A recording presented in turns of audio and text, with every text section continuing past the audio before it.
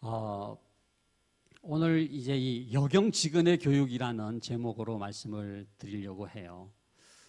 우리 부모님들을 향한 말씀이기도 하고 또 특별히 우리 자녀들에게 주시는 하나님의 말씀이라고 생각을 합니다.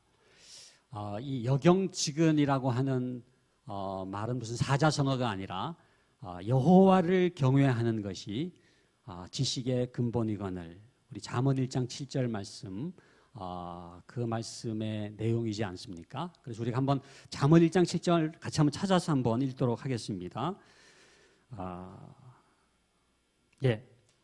구약 성경, 제가 가진 성경으로는 911쪽에 있습니다. 잠언 1장 7절 말씀 우리 함께 읽도록 하겠습니다.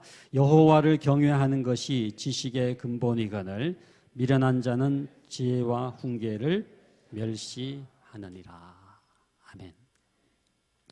우리가 부모지만은 자녀의 소유권자는 아니잖아요.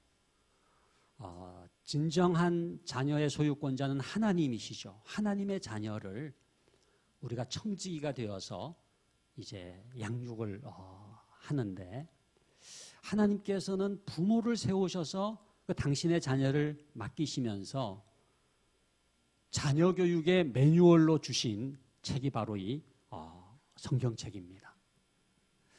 그러니까 이 성경책은 자녀 교육의 원리로 가득 차 있어요. 그리고 우리 자녀들에게는 하나님의 교육 원리로 가득 차 있습니다. 그러니까 제가 전공이 교육학이라서 그런지 몰라도 저는 이 성경 말씀은 기본적으로 교육 전문서적이라는 생각이 들어요. 왜냐하면 우리의 자녀 손이 천대까지 복을 받게 하시기 위해서 주신 책이기 때문에 창세기 1장 1절부터 요한계시록 끝절까지 사실은 교육과 관련되지 않은 구절이 없어요. 그런데 그걸 다 모아가지고 한 구절로 뽑아낸다면은 저는 잠언 1장 7절 말씀이다, 그렇게 생각을 합니다. 여호와를 경외하는 것이 지식의 근본이다. 간단합니다. 여호와를 경외하는 것과 지식의 근본이라고 하는 것은 분리되지 않는다는 거예요. 여호와 경외가 신앙이라고 한다면은, 지식의 근본이라고 하는 게 학업이라고 한다면은 신앙과 학업도 분리되는 게 아니라는 겁니다. 정말로 우리의 자녀들이 신앙의 뿌리를 내리면은요, 그 아이는 진정한 실력을 갖추는 아이가 돼요. 진정한 역량이 생기는 겁니다. 진정한 하나님의 일꾼이 되는 겁니다. 그래서 이 여호와를 경외하는 것과 지식의 근본이라고 하는 게 연결되어 있다고 하는 게 저는 가장 중요한 하나님의 교육 원리라고 생각해요. 그러면은 우리의 자녀들이 지식의 근본이 되기를 원한다면은 어디에 승부를 걸어야 됩니까? 여호와 경외에 승부를 걸어야 됩니다. 그리고 우리 자녀들은 우리가 정말로 지식의 근본이 되기를 원합니까? 그러면은 어디를 붙들어야 돼요? 여호와 경외를 붙들어야 돼요.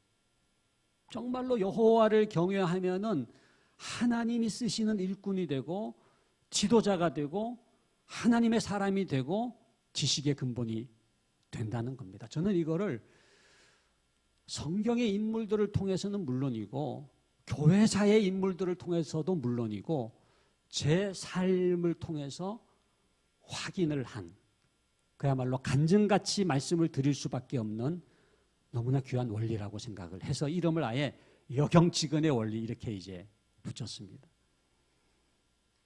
오늘 짧은 시간이지만 이 말씀을 통해서 우리 부모들은 여호와를 경외하는 교육이 얼마나 중요한지를 깨닫고, 또 우리 자녀들은 여호와를 경외하는 교육이 정말 나의 교육에 진정한 원리가 될 수 있는 귀한 시간이 되기를 간절히 바랍니다. 저는 성경을 보면은 자녀 교육에 성공했던 분들이 많이 등장합니다만 그 중에서 가장 대표적인 인물을 아브라함으로 봅니다. 그래서 아브라함을 우리가 믿음의 조상이라고 말하지 않습니까? 근데 여러분, 아브라함이 어떻게 믿음의 조상이 됐을까요? 무조건적인 하나님의 선택 이렇게 얘기할 수도 있죠. 근데 거기에는 놀라운 어떤 그 비결이 있어요. 원리가 있어요. 하나님께서 이 아브라함에게 이삭을 허락하신 다음에 아브라함에게 시험을 하신 게 있습니다. 테스트를 하신 게 있어요. 그게 창세기 22장에 나오지 않습니까? 하나님께서 아브라함에게 뭐를 시험하셨느냐 하면은 여호와 경외를 시험을 했어요. 왜? 그것이 자녀 교육에서 가장 중요하기 때문에. 정말로 아브라함이 하나님을 경외하는지 아니하는지를 테스트를 하시기를 원하셨는데, 그게 바로 여러분들이 잘 아시는 이 모리아산에 가서 내 사랑하는 독자 이삭을 제물로 바치라고 하는 시험이죠. 아브라함은 정말 번뇌에 빠질 수밖에 없었습니다. 100세에 낳은 아들 이삭을 어떻게 제물로 바칩니까? 사흘길을 가면서 고민하고 번뇌하고 방황했던 그 모습을 가장 잘 그린 거는 키에르케고르의 공포와 전율이라고 하는 소설일 거예요. 거기 보면은 이 키에르케고르의 물론 상상력입니다만은 그 아브라함의 고뇌의 모습을 잘 표현하고 있어요. 내가 이삭을 택할 것인가 하나님을 택할 것인가, 내가 이삭을 택하고 하나님을 저버릴 것인가 아니면 하나님을 택하고 이삭을 저버릴 것인가라고 하는 이 갈등 속에서 그 모리아산에서 마침내 어떻게 합니까? 이삭을 제물로 바치잖아요. 이삭을 버린 게 아니라 하나님을 믿었기 때문에. 그때 이삭이 뭐를 배웁니까? 여호와 경외를 배워요. 이렇게까지 여호와를 경외해야 되는구나. 자녀를 제물로 바치기까지 하나님께 순종하는 그 아버지 아브라함의 모습을 통해서 뭐가 여호와 경외인지를 처절하게 깨달았던 장소가 모리아산이었어요. 그러니까 이 모리아산은 자녀 교육의 절정이에요. 클라이막스예요. 여호와 경외를 배운 겁니다. 그때부터 이삭은 평생 여호와를 경외하는 삶을 살게 되었고, 그 아브라함의 신앙이 이삭으로, 이삭의 신앙이 야곱으로, 야곱의 신앙이 요셉으로 이어지는 이 믿음의 가문이 이루어집니다. 그래서 하나님께서 이 아브라함을 칭찬하시기를 창세기 22장 12절에 보면은 이런 규절이 나와요. 같이 한번 읽어볼까요? 내가 내 독자까지도 내게 아끼지 아니하였으니 내가 이제야 네가 하나님을 경외하는 줄을 아노라. 여기 하나님을 경외하는 줄을 아노라. 이거를 붙들어야 돼요. 그러니까 아브라함이 믿음의 조상이 된 것은 다른 여러 가지 신학적으로 설명할 수가 있겠지만은 적어도 교육적으로 설명한다면은 여호와를 경외하는 교육, 여호와를 경외하는 자녀 교육이야말로 아브라함을 믿음의 조상 되게 한 놀라운 원리라고 하는 것이죠.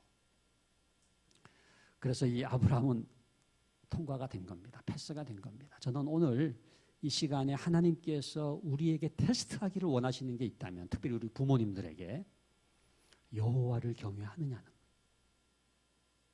자녀에게 여호와 경외 교육을 하느냐 이전에 부모가 여호와를 경외하느냐, 내가 정말로 하나님 앞에 무릎을 꿇고 우리가 오늘 부른 찬양처럼 진정으로 그 하나님을 존귀하게 여기고 하나님께 무릎을 꿇을 줄 아는, 하나님을 두려워하고 경배할 줄 아는 여호와 경외의 신앙이 있는가를 테스트하기를 원하십니다. 왜냐하면 그게 자녀 교육의 생명이기 때문에.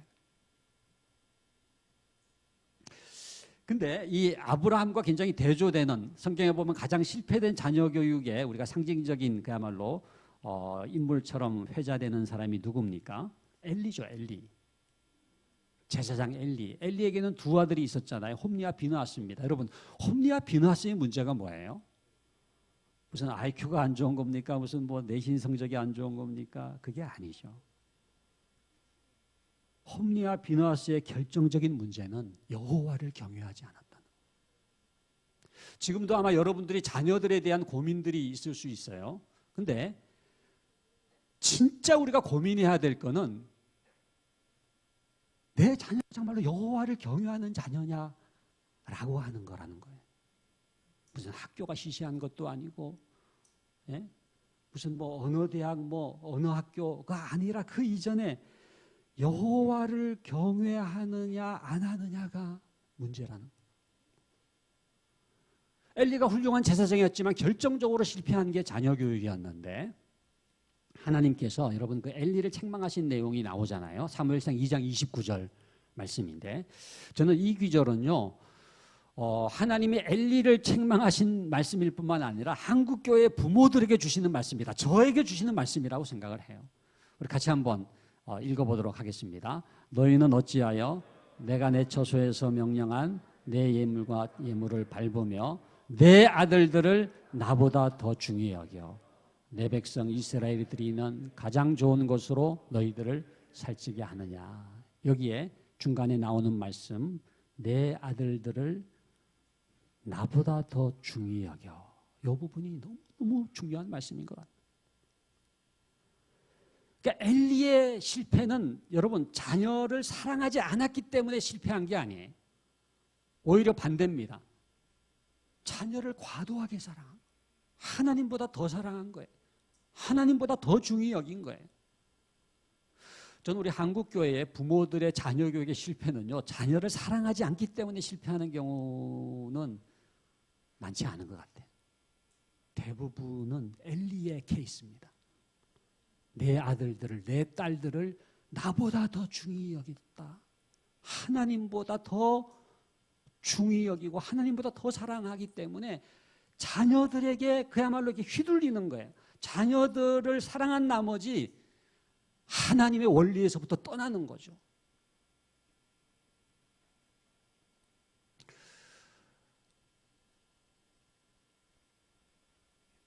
여호와를 경외하는 것이 지식의 근본이다라고 하는 이 말씀은 잠언 1장 7절에만 나오는 게 아닙니다. 창세기부터 요한계시록까지 그야말로 성경을 꿰뚫는 관통하는 하나의 원리라고 말씀드릴 수가 있어요. 제일 간단한 건 이걸 그냥 믿으면 됩니다. 여호와를 경외하는 것이 지식의 근본이다. 아멘. 여경지근의 교육대로 제가 살겠습니다. 제가 자녀를 양육하겠습니다. 제가 여기에 승부를 걸겠습니다. 근데 우리 같이 이제 교육을 하는 사람들은 이걸 이제 변증을 해야 되잖아요. 설명을 해야 되잖아요. 제가 간단하게 5가지로 말씀을 드리도록 하겠습니다. 첫 번째는요, 왜 여호와를 경외하는 것이 지식의 근본인가? 여호와를 경외하는 자녀가 권위를 인정할 줄 알아요. 여러분이 경외라고 하는 단어가 무슨 뜻입니까? 두려워하고 떨면서 경배하고 예배하는 거잖아요. 다르게 표현하면 하나님의 권위를 인정하는 겁니다. 하나님 앞에 무릎을 꿇는 거예요. 저는 교육에서 가장 중요한 단어를 하나 꼽으라고 한다면은 이 권위라는 단어, 권위, authority, 권위라는 단어를 꼽고 싶어요. 그러니까 물이 높은 데서 낮은 곳으로 흐르는 것처럼 교육이라고 하는 게 뭐냐 하면요, 사실은 권위가 있는 데서부터 흘러내리는 게 교육이에요. 지금도 교육이 이루어지고 있다면 제가 부족하지만 여러분들이 저의 권위를 인정해 주시기 때문에 이렇게 받아들이는 거잖아요. 이렇게 물 흐르듯 흘러가는 거예요. 그래서 가정에서 가장 중요한 교육은 뭘 많이 가르치기 이전에 제일 중요한 교육은요, 자녀가 부모의 권위를 인정할 줄 알도록 교육하는 거예요. 그래야 가정교육이 이루어지기 때문에 학교에서는 선생님의 권위가 인정돼야 돼요.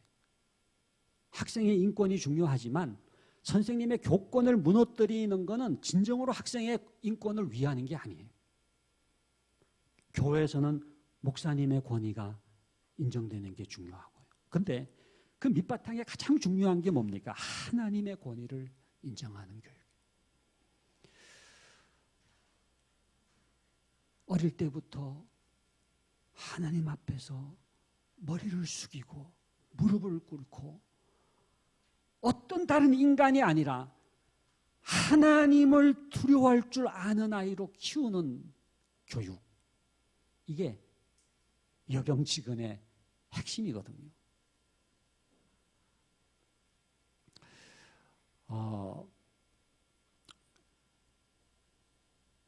제가 이렇게 보면은 우리나라의 가정의 자녀들의 굉장히 중요한 증상 가운데 하나가 이 자아팽창이라고 하는, 이고 익스펜션이라고 하는, 그러니까 아이들이 그야말로 이렇게 그냥 자기 멋대로 자기 마음대로 하는 그런 거, 소위 그 자아가 팽창됐다고 표현할 수밖에 없는 그런 증상들이 너무너무 많아요. 제가 한 번은 그 장신대 앞에 그 골목길이 있는데 거기에 어떤 아이가 이렇게 가다가 전봇대가 앞에 있으니까 막 화를 내더라고요. 비켜, 너 왜 여기 있어? 그러면서 막 발길질 하는 거예요. 그러니까 자기 마음대로 안 되는 거예요. 자기 앞에 그냥 가로막고 있으니까 막 그냥 화를 내더라고요. 그러니까 엄마가 따라오면서 저는 그 아이를 말릴 줄 알았더니 그 전봇대에 대고 맴매하는, 전봇대 맴매. 왜 우리 아이 길을 가로막았냐. 그래서 어이구 우리 아들 그러면서. 그런 아이들을 어떻게 교육해야 되느냐. 좌절 학습을 시켜야 된다. 좌절 학습. 좌절을 시켜버려. 뭘 때리라는 게 아니라 좌절을 경험하면서 어떤 권위에 대한 인정을 배울 수 있는 것이 굉장히 중요한데, 기고만장해서 그냥 자아가 팽창되니까 엄마 머리채 잡아당기고 아빠를 우습게 보고, 결국은 그런 아이는 권위를 인정할 줄 모르는 방자한 아이가 되는 거예요. 저는 아까 엘리 말씀드렸습니다만, 그 엘리의 자녀 교육을 이렇게 생각을 해볼 때 저는 적어도 2살부터 7살 사이에 그 갈린스키가 얘기하는 소위 그 오소리티를 배우는, 권위를 배우는 시기에 엘리의 교육에 문제가 있지 않았는가, 그렇게 진단을 합니다. 그러니까 2살이 뭡니까? 2살이 되면 이게 걸음마를 하잖아요. 사회적 관계가 시작되고 그때부터 누군가를 때리고 깨고 부수고 이런 문제가 생기는데, 그때부터 제일 중요한 게 뭐냐 하면은 오소리티, 권위를 인정할 줄 아는 교육을 해야 되는 거예요.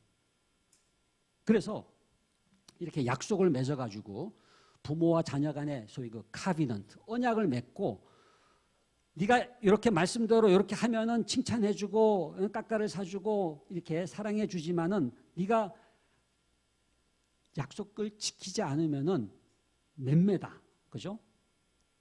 소위 그 징계, 체벌, 뭐 때려서는 안 되지만은 그런 훈계를 약속을 하면은 그 아이가 잘못했을 때에는요, 마음이 아프더라도 그 아이와 맺은 언약에 따라서 그 아이에게 훈계를 해야 되는, 이게 디스플린이라는 거잖아요. 그러니까 우리나라에 제일 지금 약한 게 훈육입니다. 훈육.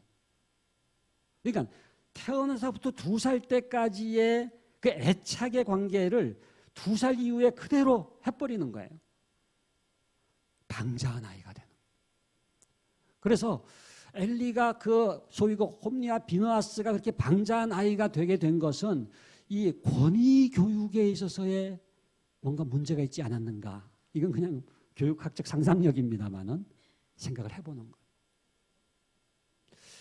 여러분, 이스라엘의 교육 가운데에서도 굉장히 중요한 게 고난교육, 고난교육. 이 고난교육이라고 하는 게 뭐냐 하면은 고난과 어떤 그 연단과 시련을 통해서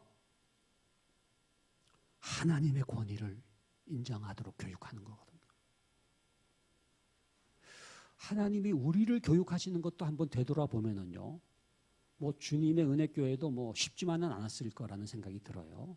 그런데 되돌아보면은 그런 연단과 시련과 역경을 나의 삶에 허락하신 하나님의 뜻이 뭡니까?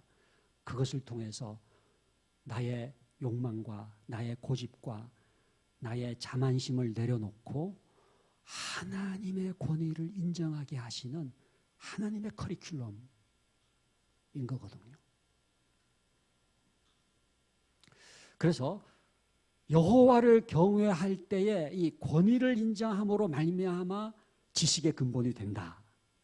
이게 첫 번째고, 두 번째는 여호와를 경외하는 자녀가 경청할 줄 알아요. 사무엘처럼 주여 말씀하옵소서 주의 종이 듣겠나이다. 하나님의 말씀을 청종할 때에 생기는 태도가 있는데 그게 경청이거든요. 들을 줄 아는, 우리가 이스라엘 교육을 쉐마 교육이라고 이해할 때 그 쉐마라는 단어가 들으라라고 하는 뜻이라고 하는 걸 우리가 압니다만은 잘 듣는 교육이 정말 지혜로운 교육이에요. 그런데 그 밑바탕에 뭐가 있느냐 하면은 하나님의 말씀을 청종하는 거예요. 예배에 집중하는 거예요. 저는 이 하나님께서 마음과 뜻과 정성을 다해서 하나님을 사랑하라고 하는 이 말씀을 왜 주셨는가? 예배에 대해서도 집중해서 예배를 드리라고 하는 것은 하나님을 위한 것이기도 하지만은 우리를 위한, 마음과 뜻과 정성을 다해서 집중해서 예배하는 아이가 다른 일에도 집중해요. 노는 데 집중하는 아이가 이게 공부에도 집중한다는 게 핀란드 교육에서 이제 배우는 원리지 않습니까? 이게 소위 그 트랜스퍼가 된다는 겁니다.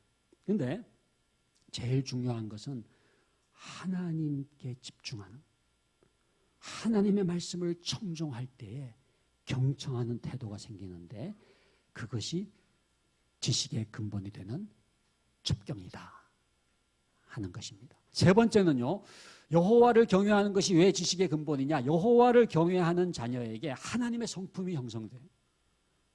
이상하죠?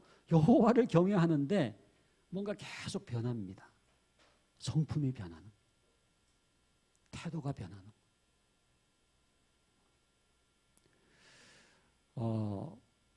우리가 이 4차 산업혁명 시대, 뭐 인공지능 시대라고 얘기합니다만은 제가 CEO들을 만나보면은요, 똑똑한 사람들은 이제 그렇게 필요하지 않다는 거예요. 인공지능이 대신 해주니까. 웬만한 지금 뭐 판례도 그렇고, 여러분 병원에 가도요, 이게 진단할 때에 인공지능이 지금 굉장히 많이 이제 사용되기 시작하거든요. 그러니까 그런 그 소위 과거에 있었던 어떤 지적인 축적이라고 하는 거는 그대로 데이터로 이렇게 저장이 되기 때문에 그거는 인공지능이 대신 해주기 때문에 정말로 필요한 인재는 누구냐? 성품 얘기를 하는 거거든요. 정말 됨됨이. 그런데 여호와를 경외하는 자녀가 반듯해지는 거예요. 성령의 9가지 열매가 딴 게 아닙니다. 하나님의 성품으로 형성되는 거잖아요. 그래서 여러분들이 자녀들을 생각할 때에 얘가 얼마나 똑똑하냐, 뭐 어느 학교를 갔느냐보다 더 중요한 것은 그 아이의 성품이 하나님의 성품으로 형성되고 있는가. 충성스러움, 신실함, 책임감, 예? 반듯함, 이런 게 뭐예요? 아무도 없지만은 아무도 없는 게 아니라 코람되어 하나님의 존전 앞에 있다고 생각할 때 형성되는 성품이거든요. 엄마가 안 보니까, 아빠가 안 보니까 뭐 대충 해도 된다가 아니라 나는 하나님의 존전 앞에 있다라고 하는 하나님의 임재의식 속에서 하나님을 믿는 믿음으로 살아가는 자녀들 마음속에 형성되는 성품이 바로 이 진실함, 신실함, 충성스러움. 저는 이것보다 더 중요한 역량이 없다고 봐요.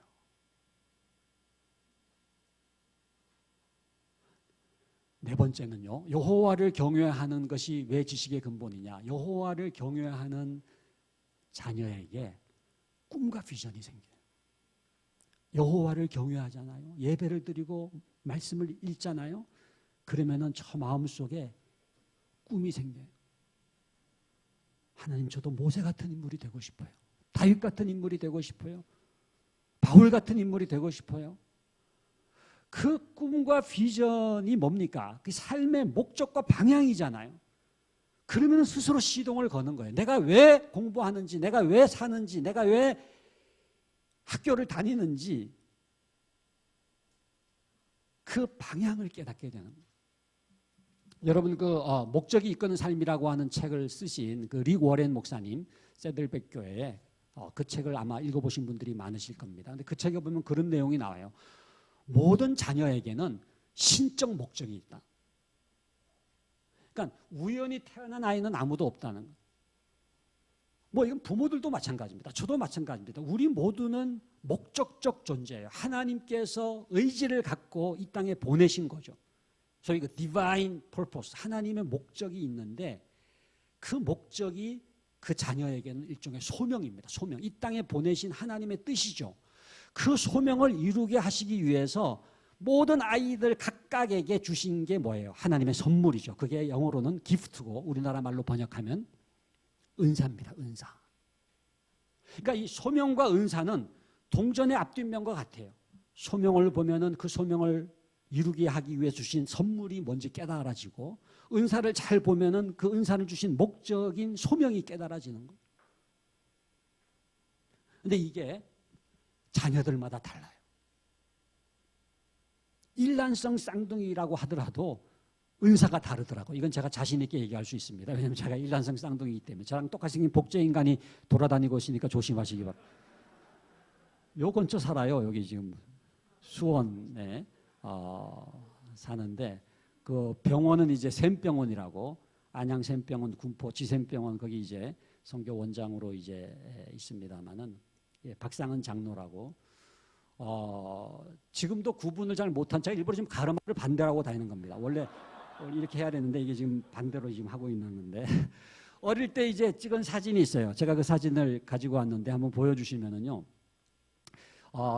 이제 그 저희 아버님 목회하시던 교회 마룻바닥에서 이제 기도하는, 예? 제가 기도하는 소년입니다. 여러분들 보실 때 왼쪽에 있는 아주 착한 소년, 저는 이 사진 볼 때마다 저렇게 제가 착하게 생겼었나 그런 생각이 드는데, 그 옆에 있는 박상은 장로가 어린 시절이죠. 저를 눈뜨고 쳐다보는 사진이에요. 근데 자꾸 자기가 기도하는 소년이라고 이 사진은 자기가 가져가야 된다는 거예요. 아니다, 난 눈 뜬 적이 없다, 맹세할 수 있다. 이게 실나이가 벌어졌는데, 얼굴은 똑같은데 서로가 눈 감고 기도하는 소년이 자기라고 하는데 이게 해결이 안 되잖아요. 정말 안타깝더라고요. 근데 저희 아버님 교회에 정전도사님이라는 전도사님이 계셨는데, 그분이 지나가다가 이 사진을 딱 보더니 손깍지를 껴보라는, 손깍지. 여러분들 손깍지를 껴보세요. 저는 오른손이 올라가거든요. 오른손이 올라가는 손으로, 오른손이 올라가는 분. 이분들은 저랑 같은 종족입니다. 근데 혹시 왼손이 올라가는 분 계세요? 우리 아이들도 해보세요. 왼손이 올라가는 분, 왼손이 올라가는 분도 계시죠. 이분들은 저쪽 편이에요. 뭐 이상한 건 아니지만 다르더라고 이게. 근데 사진을 잘 보면은 오른 손가락이 올라가는 소년이 눈 감고 기도하는 거예요. 이건 좀 이렇게 잘 분석을 해보셔야 돼요. 그냥 보면 안 되고, 잘 보면 여기 오른손이 안 보이지만 오른손가락이 올라가 있거든요. 엄지손가락이. 그리고 왼손가락이 올라가는, 엄지손가락이 올라가는 소년이 눈 뜨고 이렇게 쳐다보는 거예요. 그래가지고 제가 기도하는 소년이라는 게 입증이 됐다는 것 아닙니까? 얼마나 감사했는지 몰라요. 그 전도사님은 무슨 솔로몬 같은 분이라는 생각이 들었습니다. 제가 최근에도 그 박상은 장로 만나서 이렇게 손깍지 해보자 그러니까 거기는 왼손이 올라. 저는 왼손이 올라가는 이런 반대편으로 한번 해보세요. 어색해요. 잘 되지도 않아요. 너무나 자연스럽게 저는 오른손이 올라가는데, 제가 뭐를 깨달았느냐 하면은, 야, 일란성 쌍둥이도 이게 손깍지가 다르고 은사가 다르고 하나님의 신적 목적이 다르구나. 여러분, 하나님은 똑같은 작품을 만드신 적이 없어요.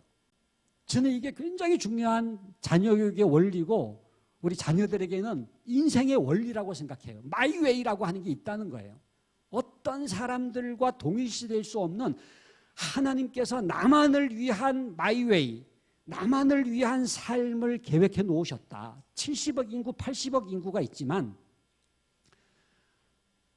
나는 나밖에 없거든. 여러분의 자녀는 여러분의 자녀, 그 자녀 중에서도 다 은사가 다르잖아요. 그렇기 때문에 가장 어리석은 부모는 자녀를 뭐 하는 부모입니까? 비교하는 부모예요. 엄친아 엄친딸하고 비교하는 부모죠. 자녀는 비교의 대상이 아닙니다.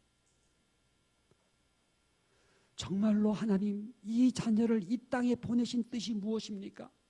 제가 그 뜻이 이루어지기를 원합니다. 그 은사에 불이 붙기를 원합니다. 사도 바울이 디모데를 위해서 기도했던 것처럼 내 속에 있는 하나님의 은사가 불을 뜻하게 하기 위하여 너로 생각하게 하노니. 그래서 부모의 가장 중요한 사명은 영적 점화자예요.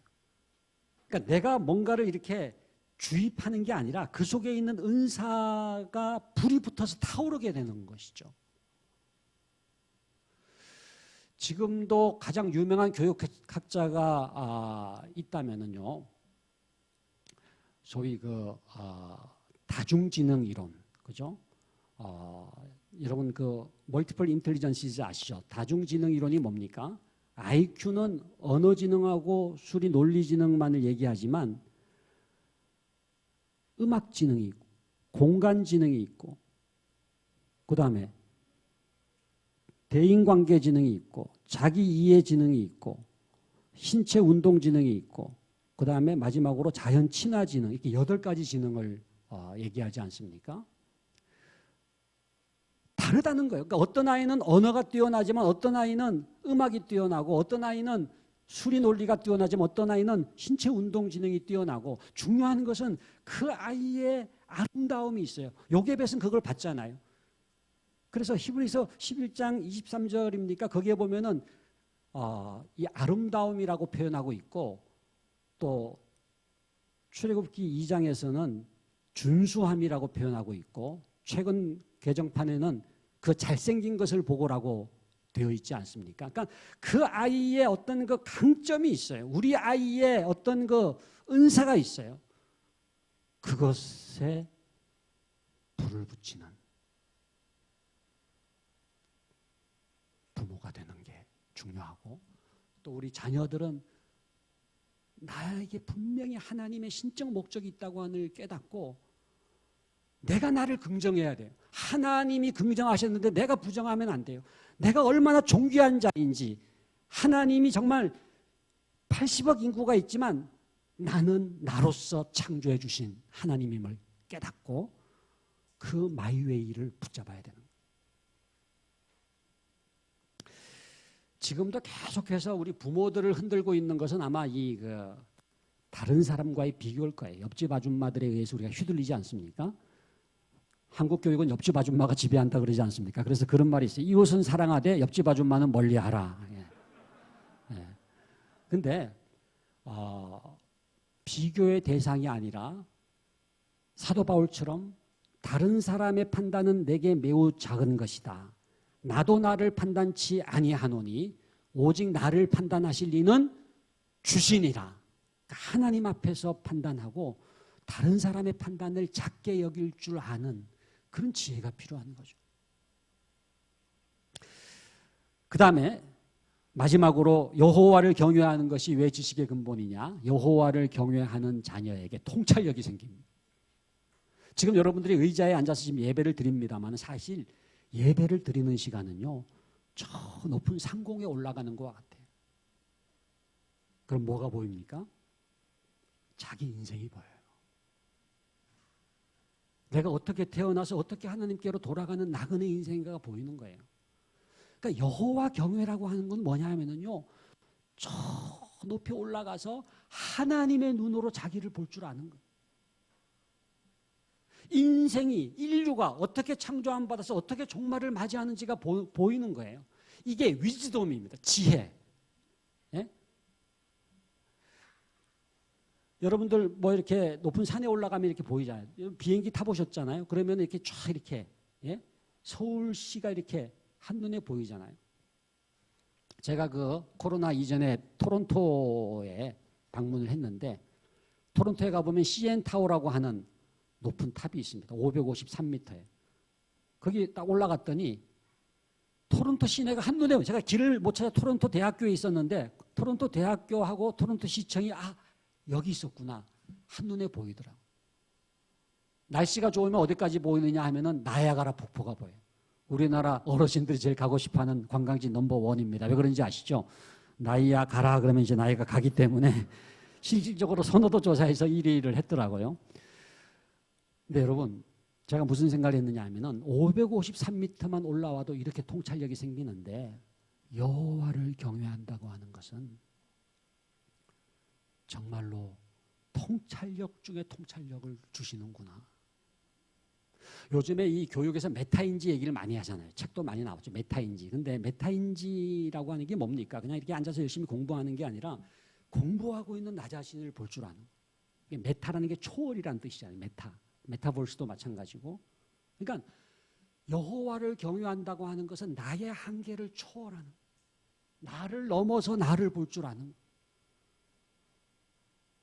근데 진짜 메타인지 중에 메타인지가 뭐냐 하면은 여호와를 경외하는. 그러면은 통찰력이 생기고 지혜가 생기고 삶의 방향을 깨닫고 목적을 깨닫는 것.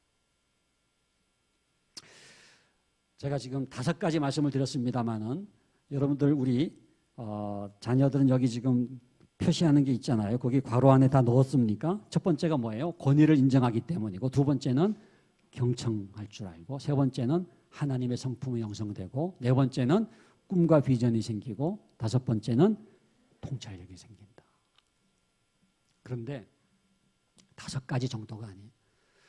여호와를 경외하는 것이 지식의 근본이거늘이라고 하는 이 말씀 속에 엄청난 하나님의 축복이 담겨져 있어요.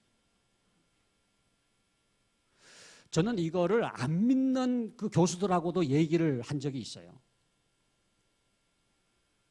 그러니까 절대자를 믿는 게 얼마나 중요하냐. 그러니까 하나님 무슨 삼위일체 이런 얘기 안 하더라도 그 아이가 어떤 그 진정으로 그냥 이렇게 그냥 지식을 내가 그냥 이렇게 획득한다가 아니라 정말로 어떤 절대자를 신뢰한다고 하는 게 교육에서 얼마나 중요한지에 대해서 논증한 적이 있거든요. 저는 이건 얼마든지 교육학적으로도 입증할 수 있다고 생각을 합니다. 이거를요, 제가 그림으로 간단하게 요약을 해서 보여드리면은 신앙과 태도와 학업이 이렇게 연결되어 있다. 요 그림 여러분 간단하게 생각할지 모르지만 이걸 그리는데 제가 한 20년 걸린 것 같아요. 돈으로 따지면 한 5억 정도 든 것 같습니다. 예? 뭐 유학비용 다 합쳐가지고 그냥 가져가세요. 너무너무 중요한 원리입니다. 신앙이 태도를 변화시키고 태도가 학업까지 변화. 이때 학업이라고 하는 무슨 수능 성적이나 뭐 내신 성적만을 얘기하는 게 아니에요. 진짜 역량, 진짜 실력. 신앙이 태도를 변화시키고 태도가 진정한 실력, 진정한 학업까지 변화시키는 이 원리가 성경의 인물들에게 그대로 적용이 돼요. 근데 너무나 많은 부모들은 학업만 붙들고 있죠. 공부, 올수목 금금금. 주님의 은혜교회는 예외입니다만은 너무나 많은 부모들이 학업만을 붙들은 나머지 태도와 신앙을 버린 거예요. 어리석은 일입니다. 학업보다 사실은 더 중요한 게 태도고 태도보다 더 중요한 게 신앙이죠. 이 세 가지가 이렇게 연결이 되는 거죠. 그러니까 여호와를 경외하는 것이 지식의 근본이거늘이라고 하는 말씀 속에 담겨져 있는 그 흐름이 있는데 그게 바로 이거예요. 먼저 신앙, 여호와 경외, 그러면 성품과 태도가 변화되고 그게 뭐예요? 학업에까지, 진정한 실력까지, 역량까지 영향을 끼치는 거예요.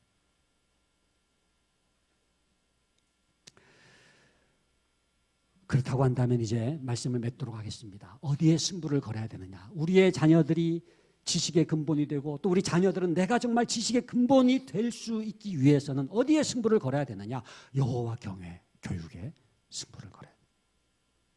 첫 번째는 저는 먼저 부모들에게 말씀드리고 싶은 것은 이 second conversion, 두 번째 거듭남이 필요합니다.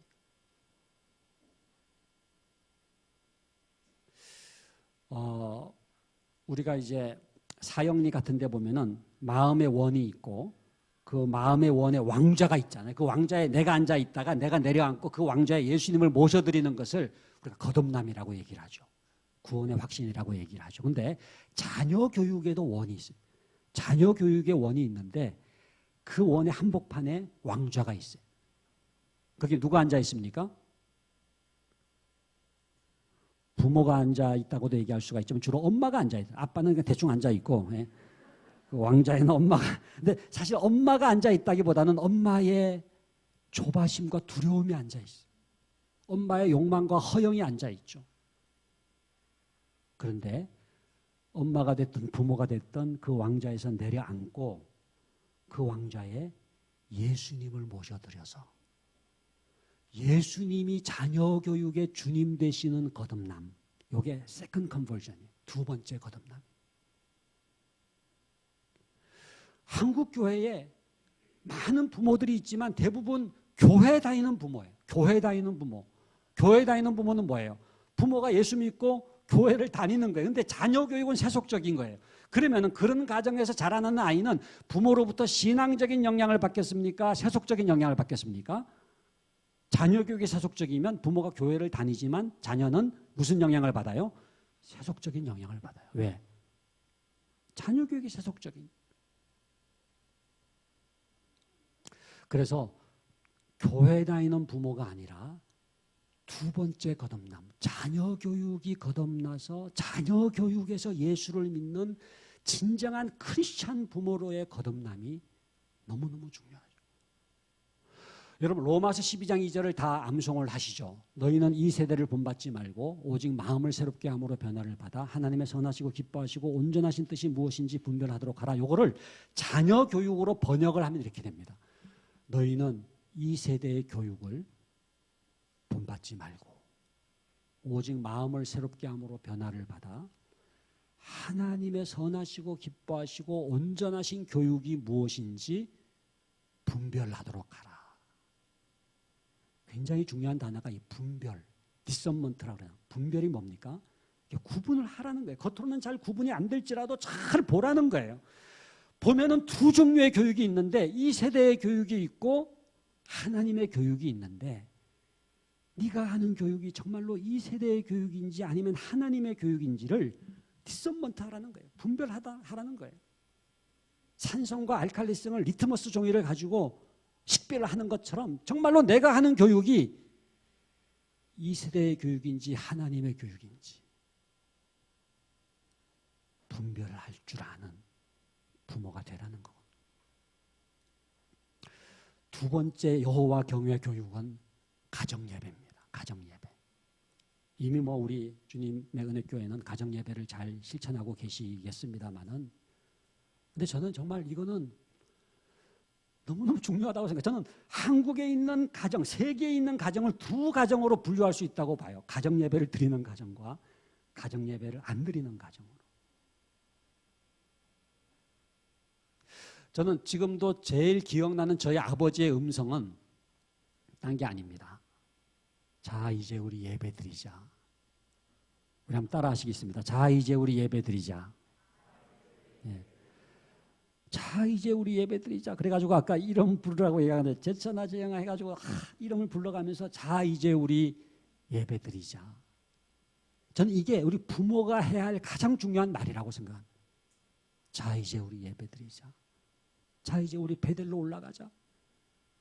너희가 이 땅에 발을 딛고 살지만 너희는 하나님의 자녀란다. 이 부모는 먼저 하늘나라 가겠지만은 너희들은 기억해라. 너희는 이 땅에 발을 딛고 살지만 하나님의 백성이요 하나님의 자녀란다. 이게 정체성을 배우는 시간이에요. 교육에서 제일 중요한 게 두 가지를 배우는 겁니다. 정체성과 방향을 배우는 거예요. 근데 가정예배야말로 내가 누군지, 내가 왜 사는지, 내가 어느 방향으로 나아가야 되는지를 배우는 시간이에요. 제가 우리 학령기 자녀를 둔 부모들에게는 그렇게 얘기해요. 국어, 영어, 수학 중요하죠. 근데 국어, 영어, 수학보다 훨씬 더 중요한 과목이 있습니다. 그게 여호와 경외 과목인데 그거를 배우는 시간이 가정예배입니다. 지식의 근본이 되는 시간입니다. 다시금 가정예배에 승부를 걸 수 있기를 바라고요. 가정예배는 매일 드리는 게 제일 쉬워요. 일주일에 한 번 드리는 거 어렵습니다. 짧게라도 매일, 우리가 매일 밥 먹고 매일 잠을 자듯이 매일 가정예배를 드릴 때에 거기에서부터 물론 매번 가정예배가 무슨 은혜가 넘치는 게 아닐 수도 있어요. 그야말로 습관처럼 드릴지 몰라도 중요한 거는 하나님과의 연결되는 파이프가 열려 있다는 거죠.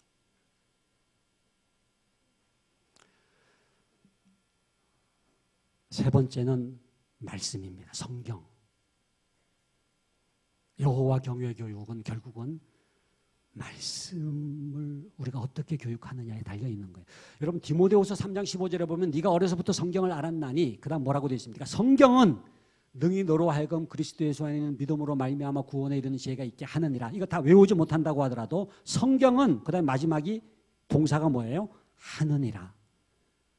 성경이 한다는 거예요. 부모가 하는 게 아닙니다. 목회자가 하는 게 아닙니다. 성경은 하느니라.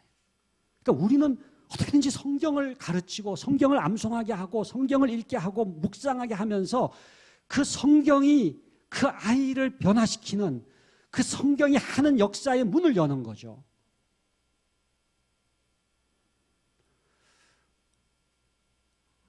그리고 네 번째는 부모의 삶입니다. 자녀 교육은요, 자녀를 앞에 놓고 훈화를 하는 게 아니더라고요. 사실은 자기와의 싸움. 우리가 먼저 여호와를 경외하는 삶을 사느냐 못 사느냐. 결국은 그 주님을 닮아가고 여호와를 경외해 가는 그 부모의 뒷모습을 자녀들이 마음판에 새기잖아요. 그래서 제일 중요한 건요, 여러분들의 자녀들 속에 부모가 어떤 이미지로 각인되느냐가 중요합니다. 그러니까 여러분들도 지금 앉아 계시지만 우리 부모님들 돌아가셨던 생존에 계시는 아버지 그러면 떠오르는 이미지가 있죠. 어머니 그러면 떠오르는 이미지가 있죠. 근데 어떤 이미지로 내 가슴에 새겨져 있느냐가 계속 나를 교육하는 거고 나를 형성하는 거거든요. 근데 뭐가 형성되느냐 하면은요, 뭐가 이미지로 새겨지느냐 하면은요, 부모의 말이 아니라 부모의 삶인 거예요. 그래서 우리가 던져야 될 굉장히 중요한 질문이 있는데, 나는 내 자녀에게 어떤 이미지로 새겨지고 있을까? 그게 자녀 교육입니다.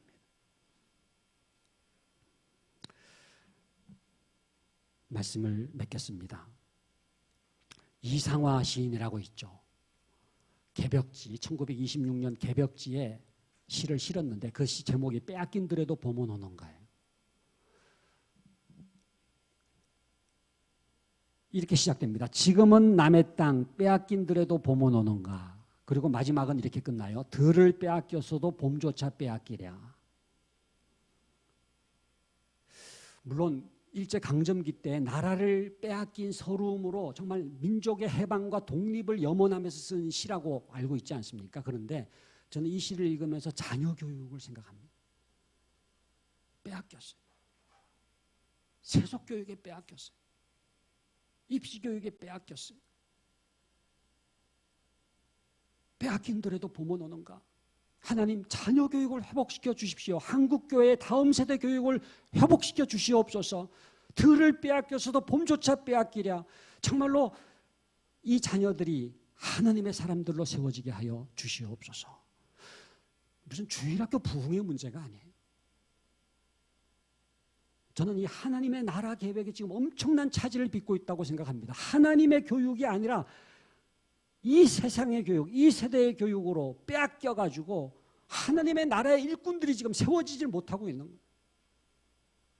우리 주님의 은혜교회의 모든 자녀들은 우리 사랑하는 부모님들을 통해서 정말로 하나님의 자녀로 세워져서 정치, 경제, 사회, 문화 각 영역 속으로 파송될 수 있기를 간절히 바랍니다.